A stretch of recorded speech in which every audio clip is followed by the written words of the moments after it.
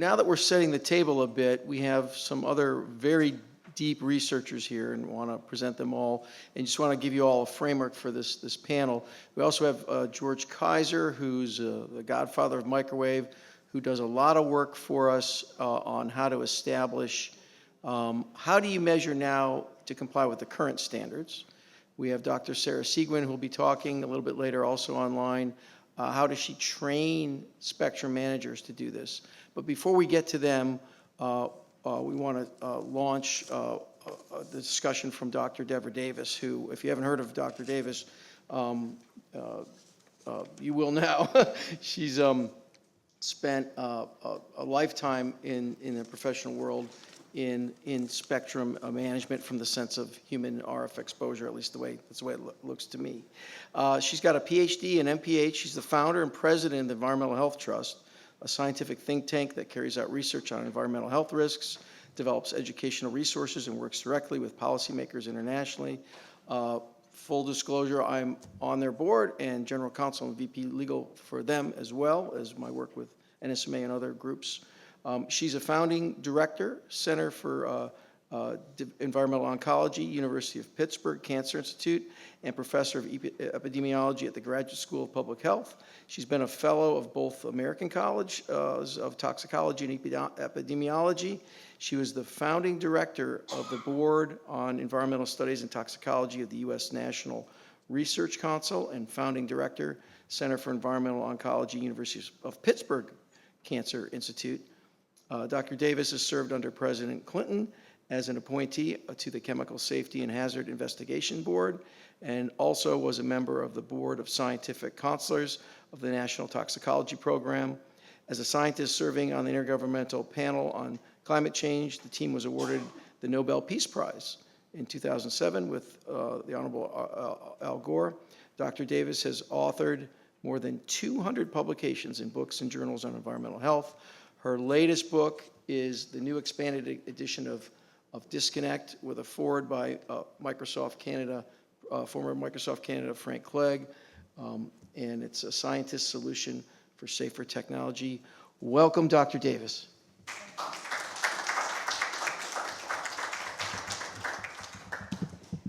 Well, thank you, and I know I'm between you and happy hour, so we'll try to keep it really brief. I want to thank you all for being here, and I just want to ask informally, are any of you unaware that a cell phone is a two-way microwave radio? Is that news? Cell phones are two-way microwave radios. I would expect that this room would be full of people that understand that. And you also have been told for years that the only thing you have to worry about is heat, which is, in fact, what the government believed for a while.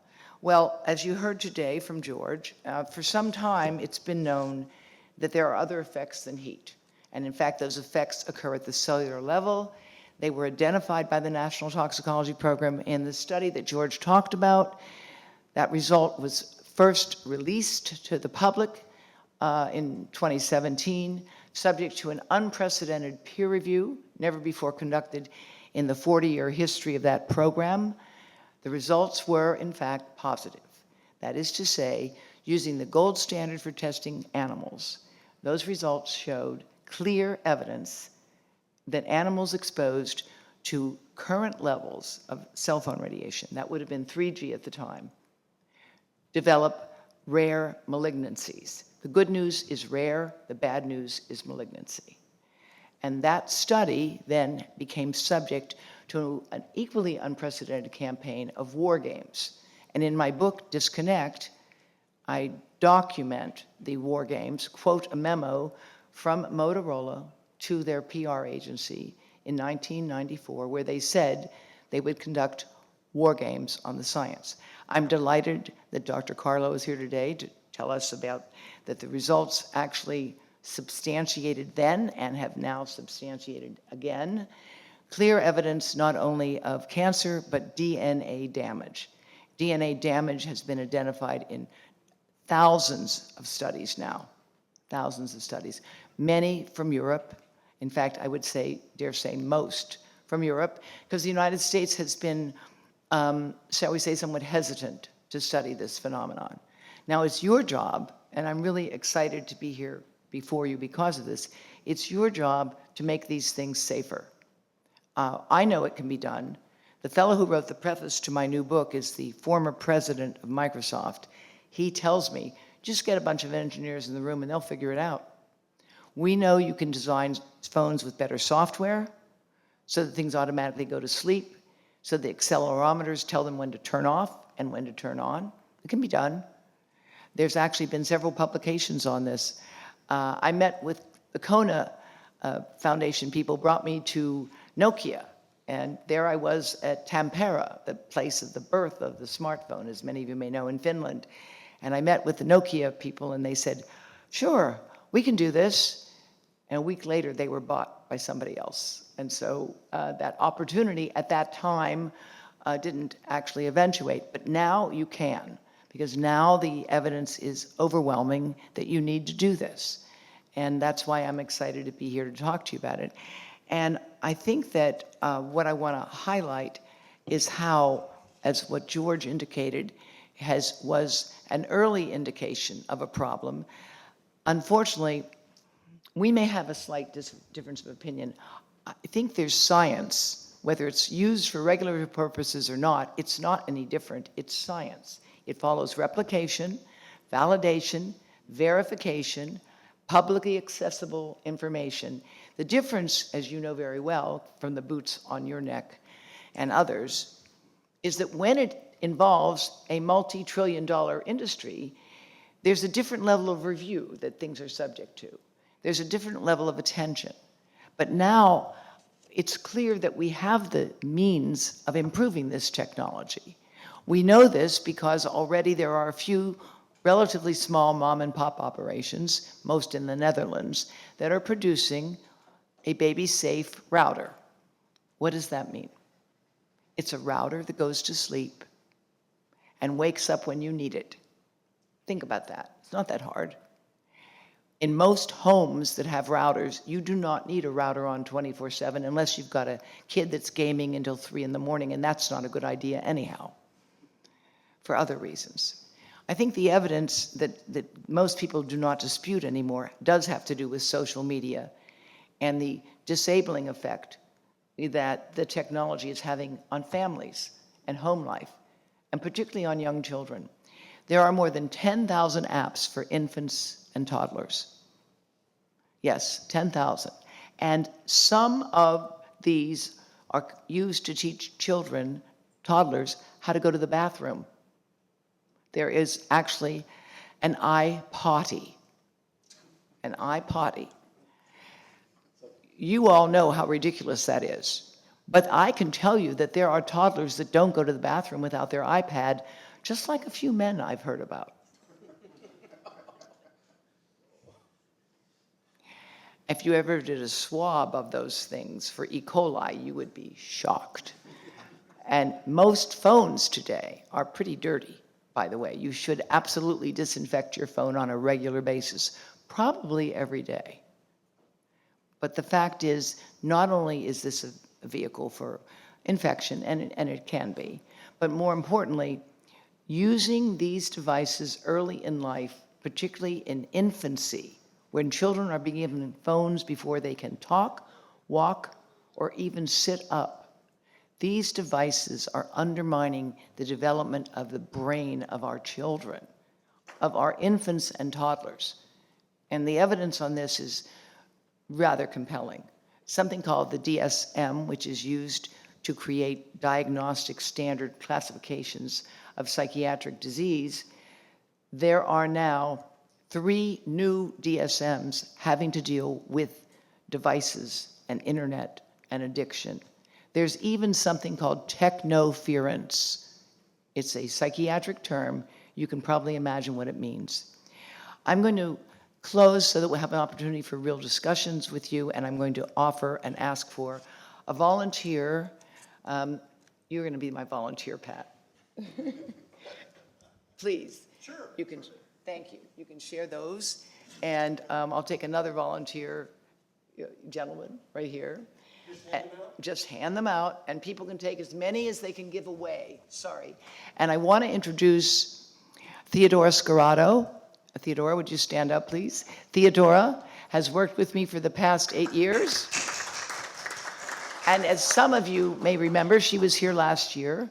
And if you have any questions for follow-up, you can talk to Theodora or Kent, because I'm on my way to work on the board of Environmental Health Trust. And they are going to remain as the stalwart people who are getting the work done, as they have been for quite some time. And Theodora and Kent can talk to you about follow-up with respect to cards and things of this sort. These cards are just very basic, simple information developed in collaboration with the American Academy of Pediatrics. If any of you know of any young couples, and this is 1 in 5 couples today cannot get pregnant when they want to get pregnant. Any young couples that you know that are having trouble with fertility, tell them that every male infertility clinic says, get your phone off your body, out of your pocket. The first thing they ask a young man whose partner is having trouble getting pregnant is, how do you use your phone or other devices? The evidence on the ability of phone radiation at current levels to interfere with the development of sperm is so compelling that that's what every infertility clinic says. So with that, I think I'll leave you and we'll have further comments from my colleagues. Thank you.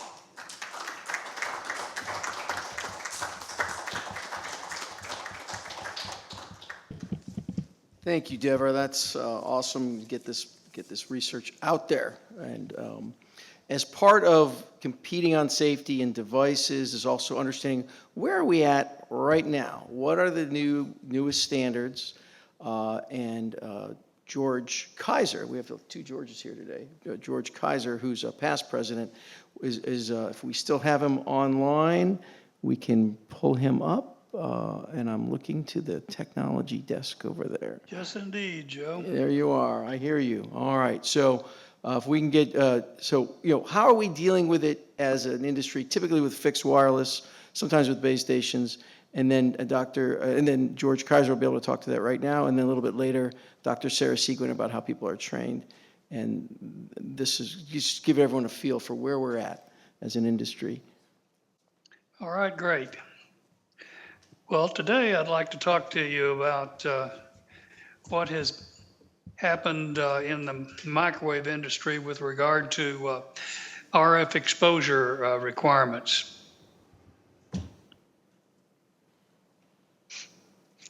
Back in 2019, the FCC ordered a change in the way that RF exposure is evaluated for all transmitters that are under the control of the FCC.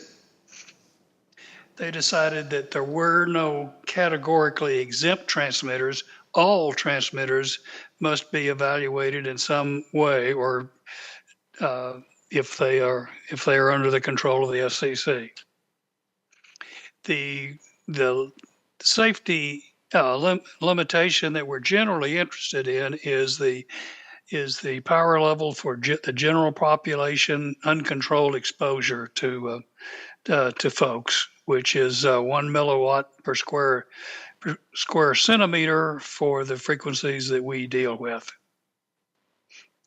Now, this limitation is pretty much universal. It's the same limitation that Canada and Europe imposes. So the standards that we're talking about here are pretty much universal with regard to the Western civilization. We're particularly interested in the uncontrolled exposure, but we may have to also consider controlled exposure limits if the power from the transmitters is fairly high. The Commission determined these requirements, and they're applicable to all transmitter facilities, operations, and transmitters regulated by the FCC. That includes licensed and also unlicensed transmitters.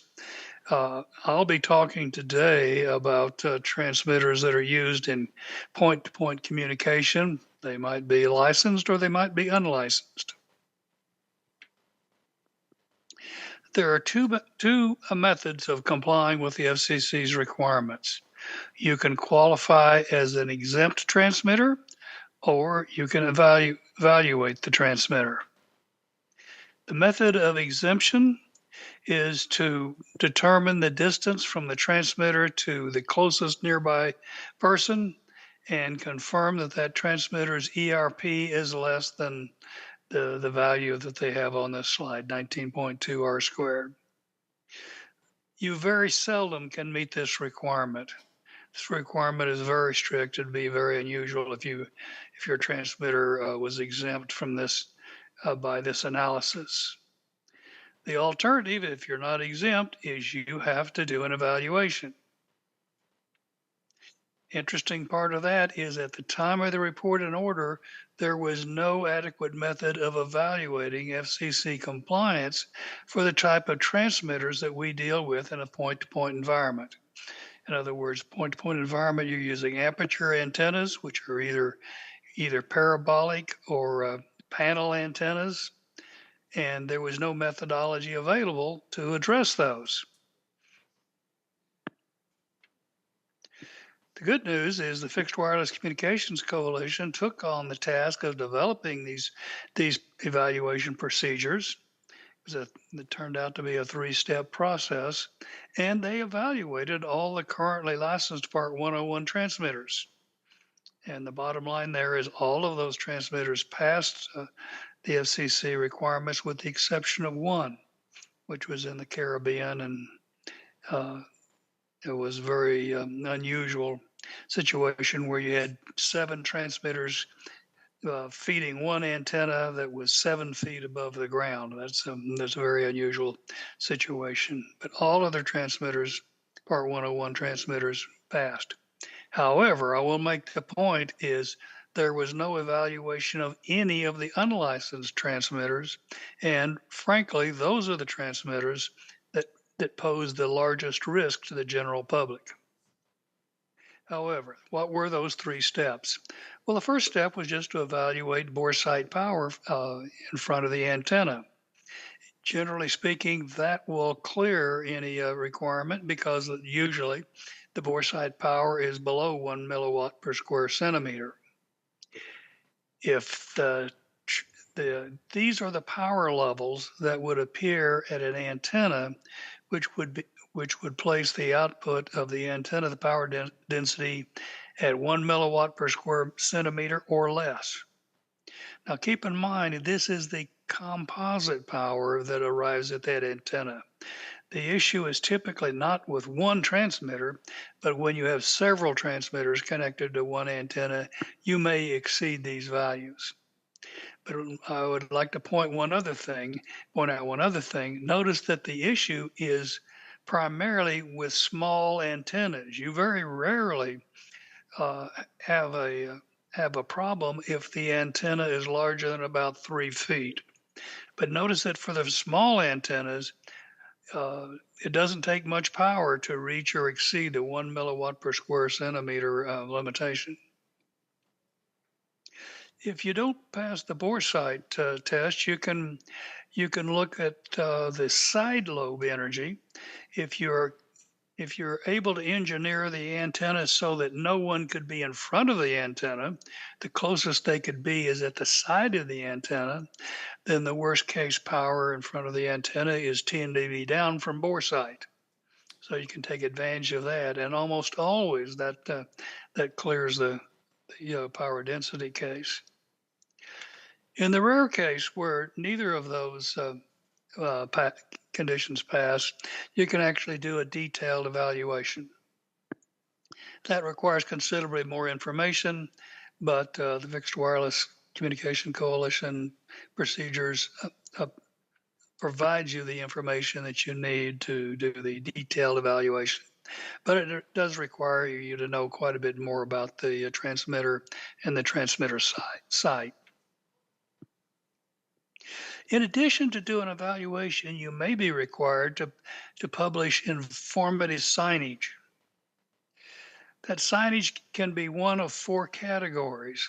Category 1 is just where the worst case power is 1 milliwatt per square centimeter or less. In that case, you're category 1. But as the power level increases, beyond 1 milliwatt per square centimeter, the signage requirement becomes greater and greater. Category 2, 3, 4 has specific requirements for the signage. There is no requirement for signage for category 1, although you may choose to provide some. These are the signs that would be used. They are mandatory for category 2, 3, and 4 situations. The title, the background color, and the RF Energy Advisory symbol are all mandatory, and you may need to use more than one sign to comply with the FCC's requirements.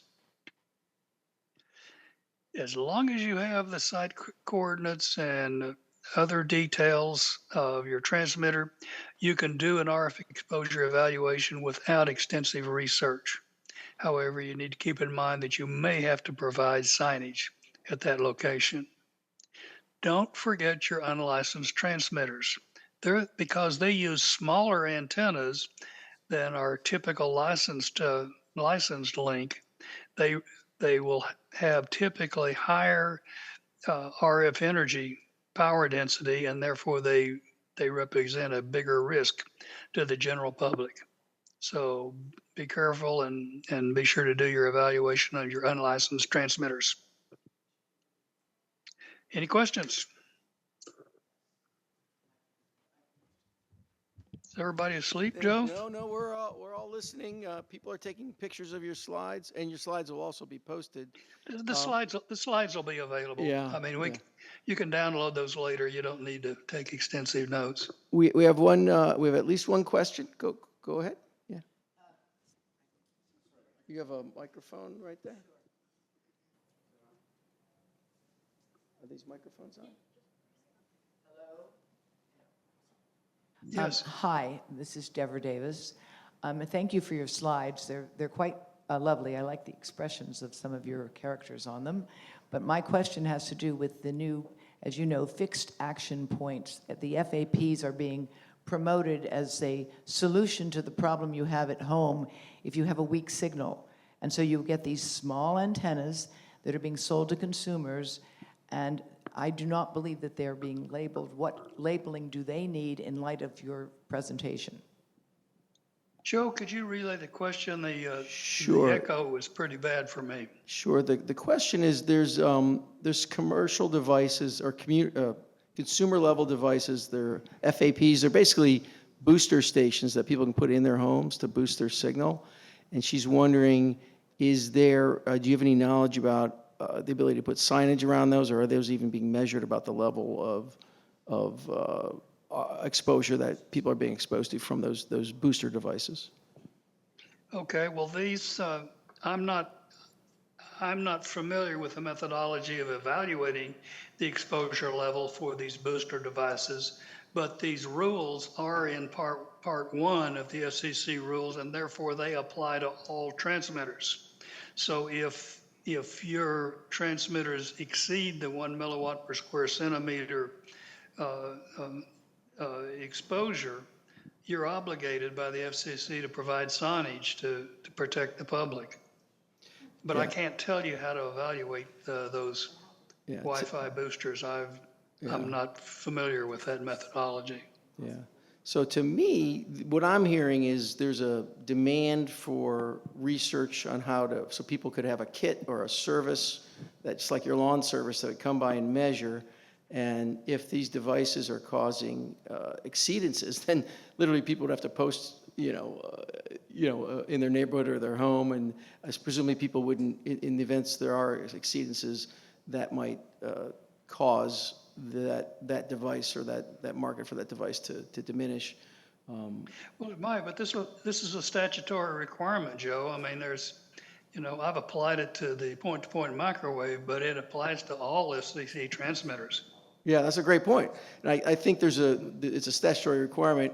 And I think what I heard from the question was that some people don't know how to see if there's compliance with it, whereas spectrum managers would know how to measure that. I can't help you with that. I'm not an expert in that area. Right. No, I understand.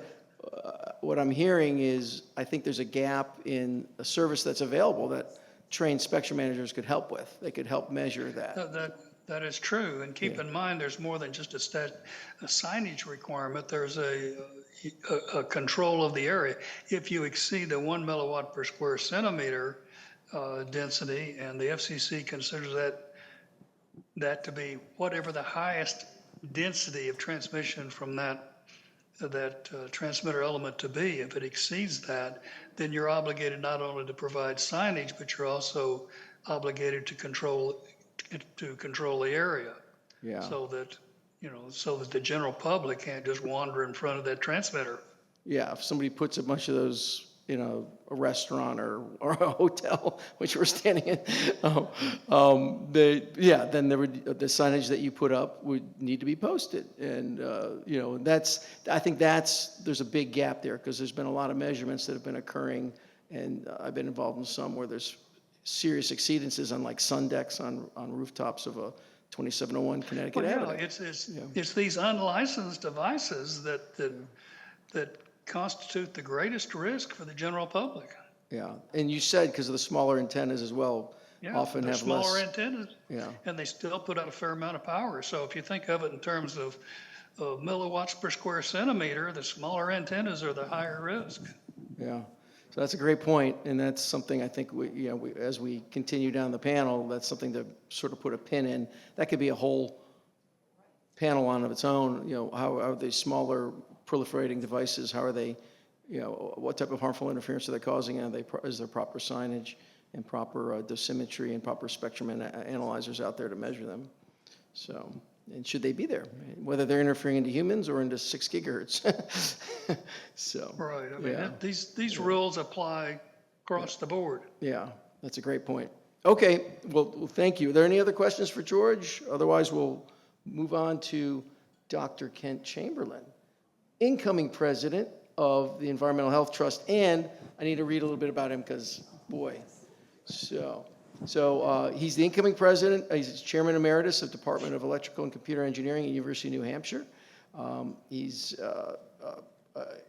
has more than 40 years in academia. Has performed research in for over 25 sponsors, including the National Science Foundation, which is one of our hosts today. He has received 2 Fulbright Awards, including the prestigious Fulbright Distinguished Chair Award. He's also served as an associate editor for the Institute of Electrical and Electronics Engineers, IEEE, of which I've been a proud member for a couple decades. Thank you for your service. And he regularly performs reviews for them in other technical and scientific publications. His primary research areas are computational electromagnetics, radio frequency engineering, and biomedical engineering. Dr. Chamberlin served on the New Hampshire State Commission that was convened through legislation to explore the impacts of wireless radiation. Since serving on the commission, he's been active in carrying out the recommendations of the commission by working with legislators and community groups around the world. Dr. Chamberlin is a founding member of the International Commission on Biological Effects of Electromagnetic Fields, which is an international group of renowned scientists with expertise in radiation and biological effects. In addition, he is incoming president, as was just mentioned, for the Environmental Health Trust. And last summer, he embarked on a speaking tour in Europe, where he presented the findings of the commission to groups that included the Royal Society of Medicine in London. Welcome, Dr. Chamberlin.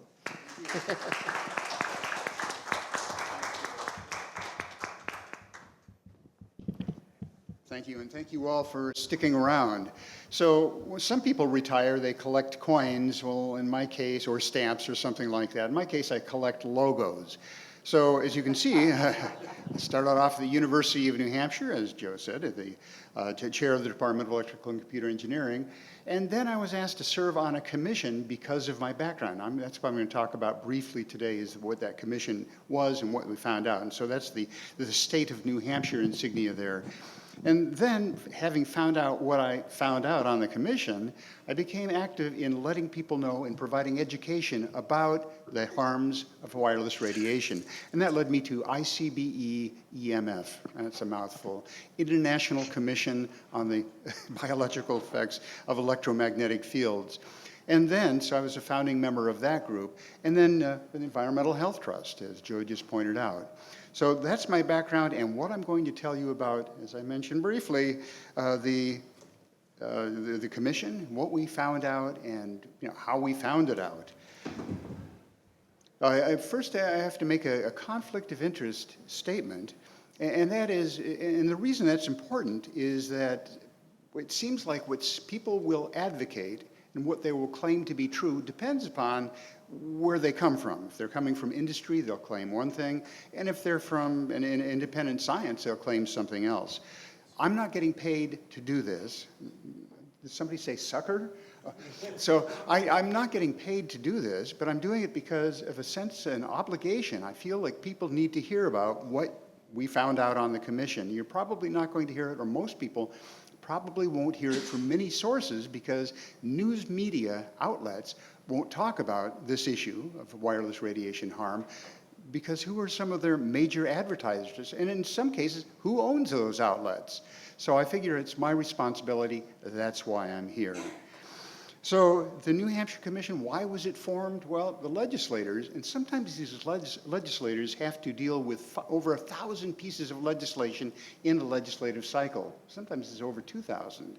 And so they didn't have time to deal with the issue of wireless radiation harm, and they felt like they had to deal with it because their constituents were saying, hey, this wireless radiation is harming us, and here's some scientific evidence to prove it.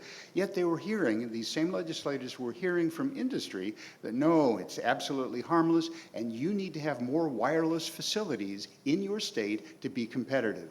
So that's why it was formed, and it was formed based upon bipartisan legislation. And we ended up, that legislation was passed by both houses of the legislature, signed by our conservative governor, and so we ended up forming the commission.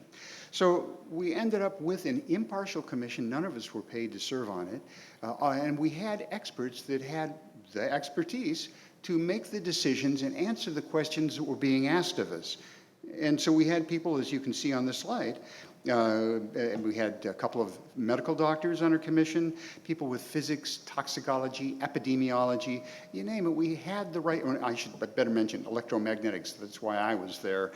So we had the expertise of an independent commission to answer the questions. One of the questions was, if it's so harmless, if wireless radiation is harmless, why won't any insurance company insure against the harms of wireless radiation? So moving through the slides here, how did you do your work? What was it that the commission looked at to get the answers? And one was peer-reviewed and commission-vetted publications, and I acknowledge that not all peer-reviewed publications are accurate and correct, and that's why we did the vetting on our own.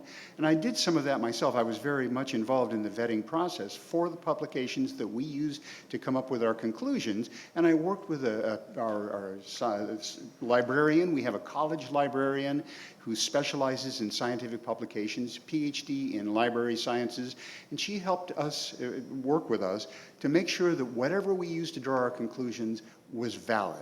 But actually get onto a question that you asked about the publication of the work that you found.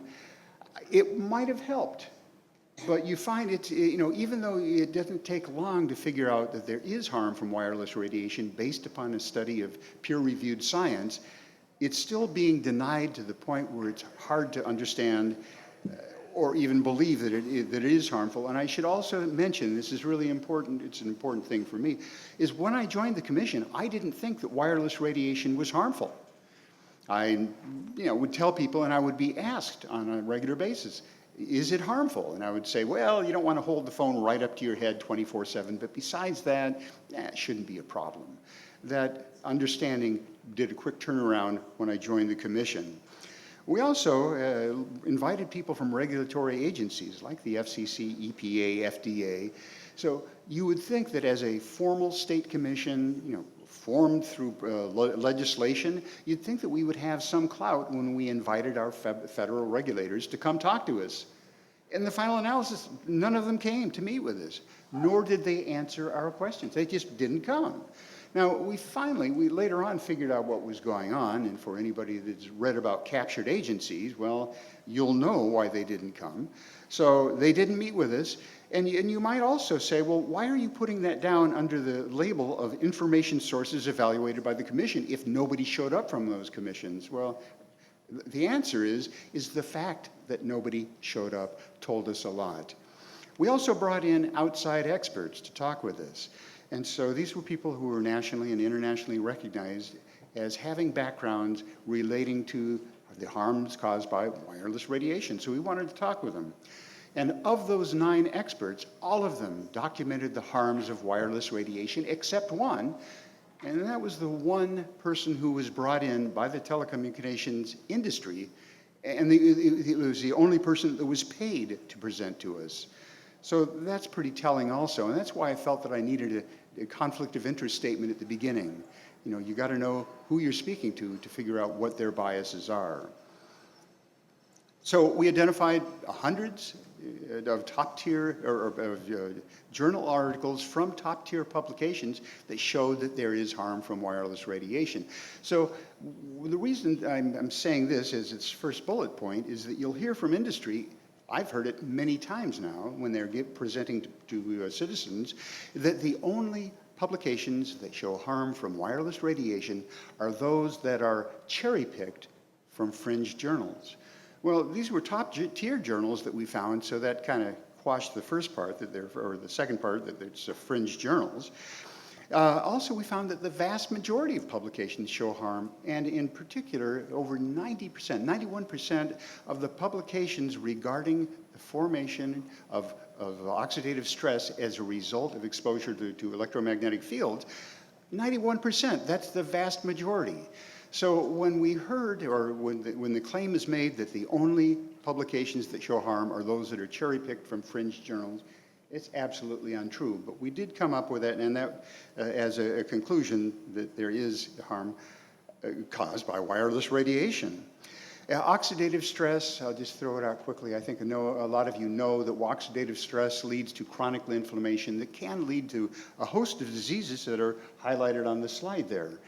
And so it ranges from cancer to diabetes, Alzheimer's disease, and there are, for each of these categories, a number of journals or articles that make that association between exposure and the disease shown. So our commission recommendations, I mean, won't be surprised by this. If you were a citizen serving on a commission like this, what recommendations would you make?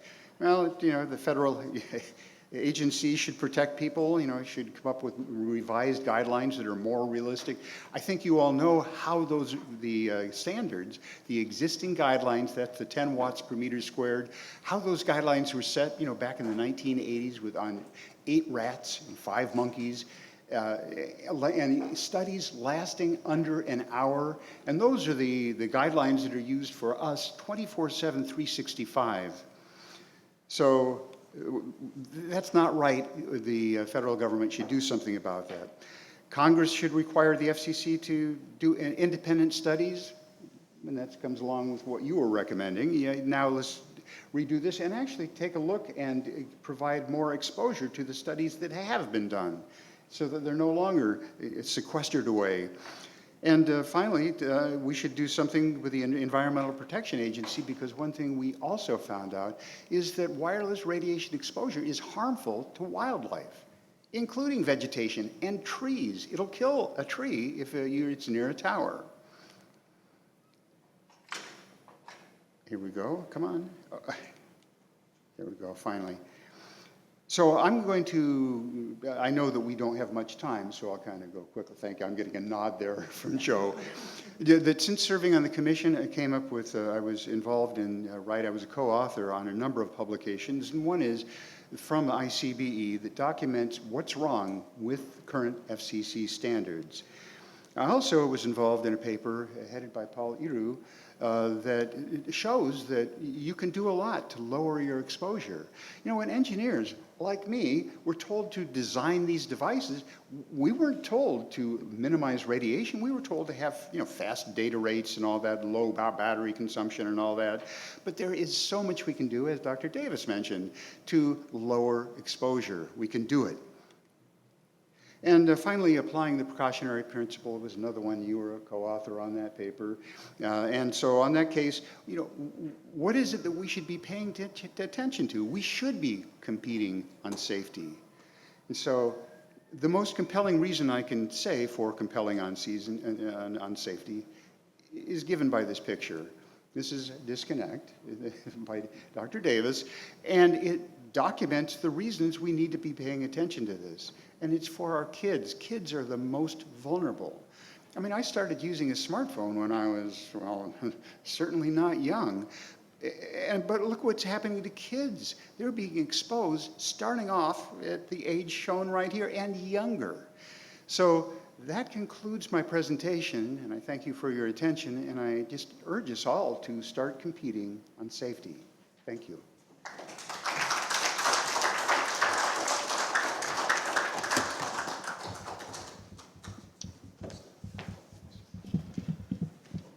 Thank you, Dr. Chamberlin. Quite a lot of really good data there, and again, thank you for bringing that out. Dr. Sarah Seguin is batting cleanup. I have a few slides at the end, but I'm going to let Dr. Seguin do the full cleanup.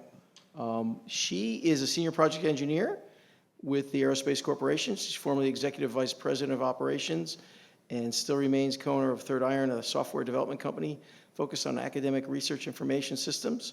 She's worked as a researcher and faculty in residence at a number of notable institutions such as Baylor University, the Naval Research Laboratory, the University of Kansas, Apple Computer, and Boston Scientific. All three of her degrees are in electrical engineering from the Missouri University of Science and Technology, culminating in a PhD. She's currently the chair of the Spectrum Engineering Technical Committee, or TCS, of the IEEE Electromagnetics Compatibility Society. And her research areas include spectrum engineering, electromagnetic compatibility, electromagnetic modeling, antenna design, radar, and electromagnetics. Wow, there's a lot going on there, Sarah. Thank you, Sarah, for joining us. And if you can hear me, carry on. Thank you. So I had some slides, but it's not letting me share. And honestly, like, the slides really are a summary, and I encourage you to head on over to the presentation tomorrow on basically spectrum engineering, our spectrum management certification with INARDI. But I wanted to round out the panel, as Joe mentioned, basically as a discussion of education and RF safety.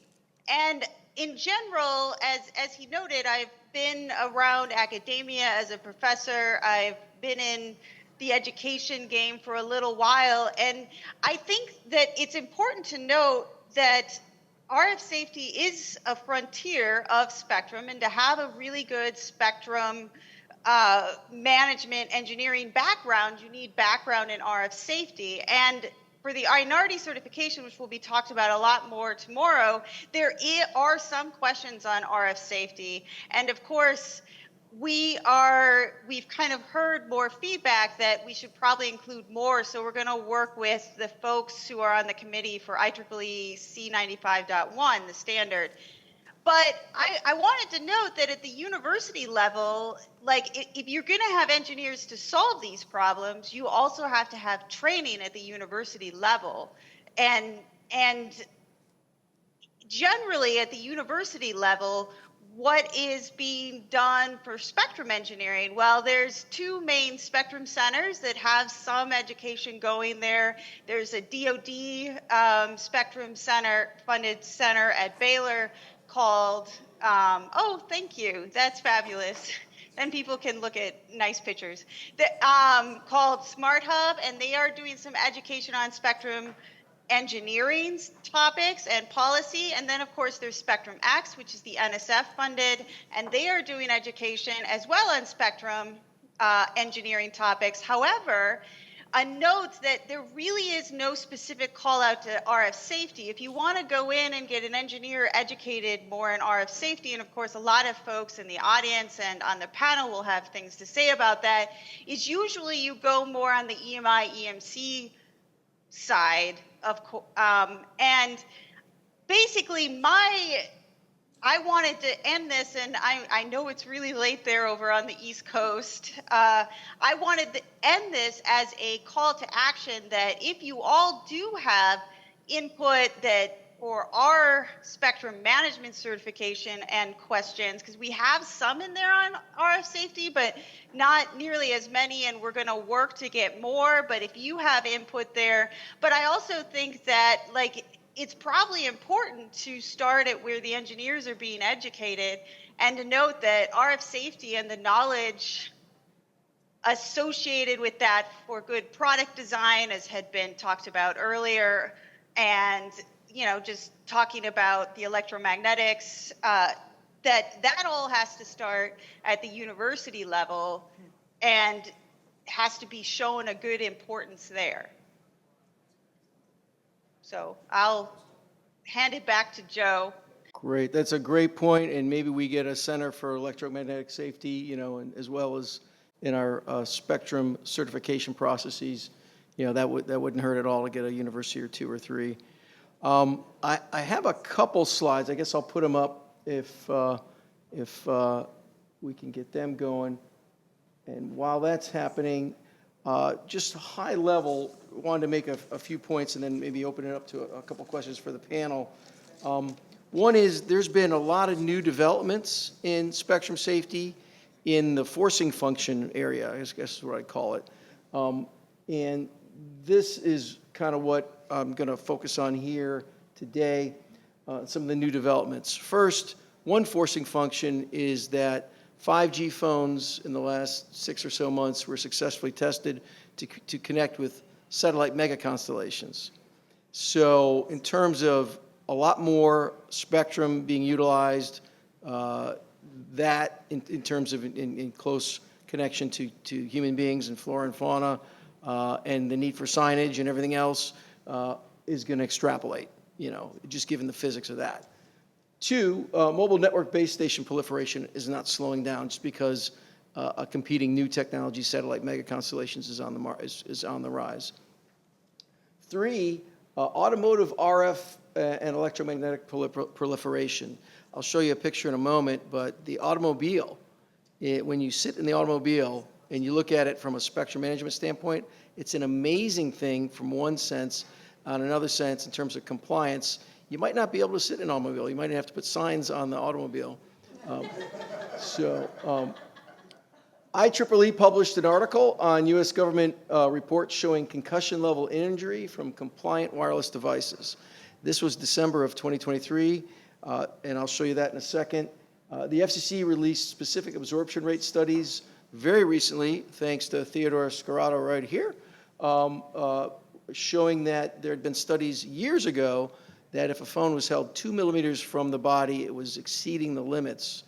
Some of the phones were exceeding the FCC's thermal limits, and that had been withheld until a Freedom of Information Act request from the good folks at the Environmental Health Trust. I'll also do a Dr. Chamberlin. As I mentioned earlier, I disclosed I do work as general counsel and VP legal and member of the board there. I also do that unpaid. That's I'm not making any money off of that. That's all just volunteer. There's also a need for, as the need for spectrum managers grows, that's being more and more documented, and you'll see this at the career fair tomorrow, as well as after the Inarte presentation. And there's a series of other forcing functions, including a notable DC Superior Court case that I'm involved with, as is my colleague here, Betsy Lehrfeld. We're both lawyers of record on a case called Danny Block v. Nokia et al. It's part of the Murray cases. They've been around for a long time. Pay attention to those cases, because I think they're also going to be a forcing function, just like tobacco was, and at all. And finally, real estate and other values are being tied to lower radiation more and more. And take a look at that. I do think the expertise in this room and the expertise in the 40 years of NSMA's existence can be used to meet that demand, and the U.S. can be a leader in 6G or whatever by competing on safety and along those realms. If we can hit a few more slides. So this slide, this will be posted later, summarizes some of the court cases. The next slide, please. This is the December 2023 IEEE study that was put out by James Lynn. It summarizes U.S. Air Force and other federal government studies showing concussion level impacts to the brain by compliant wireless devices. These are devices that are complying. So, now, what does that mean? we need to know a lot more about that. But because the Army, the Air Force, these guys and gals are sitting in, wearing RF connected helmets of all sorts for all kinds of tech, supposedly are compliant, and there's a lot of injury. So the military wants to solve this issue as well. This is not a advocates versus industry thing or whatever. This is a problem that needs to be solved. And again, NSMA is very uniquely situated to really analyze these things and help figure out what are the actual emissions, what are the actual exposures, and then the medical people can figure out what the next baseline needs to be. But we can help get accurate, replicable measurements. We know how to do this. We do this all day long for all kinds of devices. And as Dr. Willis said earlier, at 6 gigahertz, somebody asked, how do you measure interference? He said, well, it's the receiver port, on the device. Well, we're a receiver port too. So that, and the FCC recognized that. So we can take that very good analysis and template that we use all the time and overlay it on these issues as well. Next slide, please. Next slide. This is the FOIA results articles that came out in the last week or so. Next slide, please. This is another IEEE study that came out in the last 3 months. It was called Health Aspects of Millimeter Wave Radiation in 5G and Beyond. However, this one I attended didn't address any of these issues. It just sort of said there's no impact, and the thermal impact doesn't go below the skin much. And I asked Dr. Omar, who did the presentation, I asked him, well, have you looked at all these other studies that we talked about on this panel? And he hadn't. So I think it's going back to Dr. Seguin's point. We got to talk to the universities, get the replicable information into universities, get it to downflow into IEEE. Now, James Lynn at IEEE, who the article I just showed you a moment ago, who followed the U.S. Army and U.S. Air Force studies, he's published. So IEEE itself, being a massive organization, there's some left hand, right hand. They're not talking to each other in some respects. And again, we can help there. I'm going to stop because there's like 40 slides. I'm going to stop. But I appreciate all you coming here, but I did want to make sure, are there any questions for this panel before we close? If we have a question or two, we're welcome to entertain them. Any question? We got one. Dr. Willis. Hey, Joe, it's not really a question, it was a comment. I just wanted to respond to Dr. Davis' question to George Kizer about the devices you're talking about in the home. And just speaking as an engineer, given the technical parameters of those devices, it would not be too hard to do an analysis to determine whether or not it met the FCC emission limits. Now, of course, if the FCC emission limits are sufficient or adequate to safely protect someone, that's a much larger, more complicated question that I could not, that's something that I think is going to be continuing research that's going to go on, indefinitely.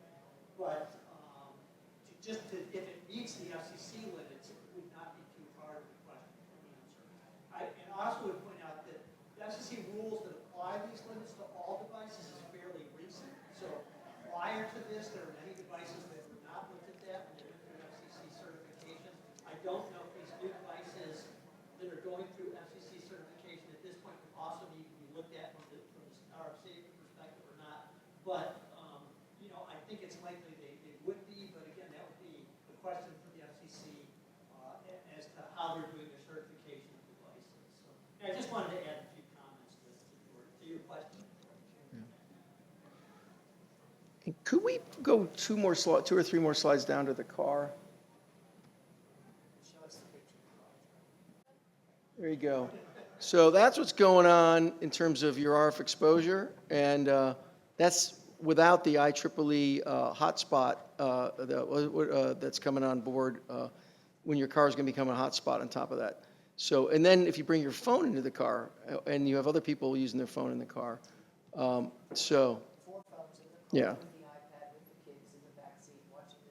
Yeah. You've got an incredible cacophony of all of these things. And Yeah. even if any single one of them met the standards, and they may well, the combination has never really been assessed, except that Theodora Scarata and I have been working with our colleagues in Brazil, and we actually have some modeling just of 6 children in a classroom where there are simultaneously operating devices. and you will see shocking levels of absorption right into the back of the spinal cord of these children. Not surprising, right? But the fact is, the devices don't have to be tested for simultaneous operation. It's just one device and one antenna. And so I think we need to rethink the entire thing of how we go about doing this. Obviously, I believe that the safety standards are not really safety standards, and that we need to rethink that.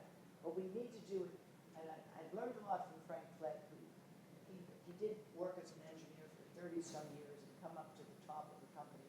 He said, yes, get some smart engineers in the room that are going to fix the problem. The problem has been it's not just been smart engineers in the room, there's been a lot of other people with other agendas, as George Carlo told us earlier today. And I'm really delighted. Thank you all for lasting. And hopefully, Dr. Willis and others will figure out how to solve this problem, because it is a huge problem. For the sake of our grandchildren, if I may say, speaking personally, it's just a huge problem.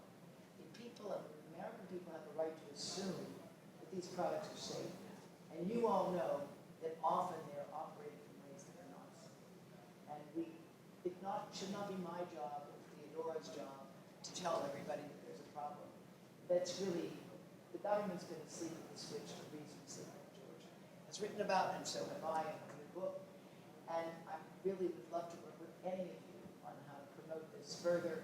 I know that our new president is eager, and he is more able to speak the same language than I, to work with you, because we really do want to compete on safety. And I was delighted to see the presentations, the remote presentations, because I think, as a former academic myself, I do think the young generation of electrical engineers, they're desperate to learn how to do this. They want to know how to do this, and especially the gamers, because they need it, for their own safety.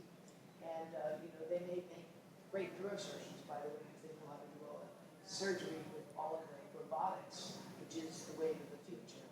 But we want to protect their brains so that they will be able to function in